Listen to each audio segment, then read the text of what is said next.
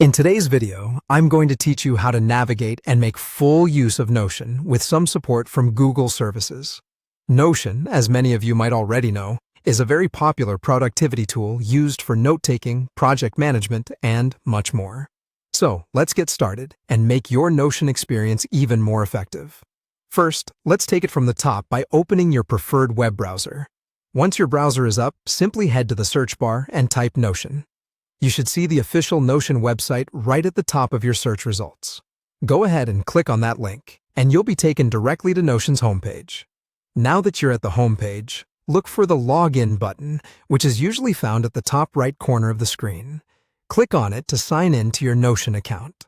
Once you're logged in, it's time to add a new page to get started. You'll see an option to Add New. Click on it, but make sure you select Add New Page rather than New Database. This step is important because our goal is to create a standalone page. Next, we'll incorporate a database into our page. In your new page, type the / command followed by Database and choose the Inline option. This allows you to have your database on the same page as your main content instead of separately, giving you a streamlined view to work with. Now that you've got your database in line, it's time to give it a name. Something descriptive should work best, so you can easily identify it later. Once you've named your first database, you might want to add another one. Simply repeat the process. Type the / add database, select inline, and give your new database a fitting name too. At this point, you might be thinking about how you want your new page to look in terms of layout.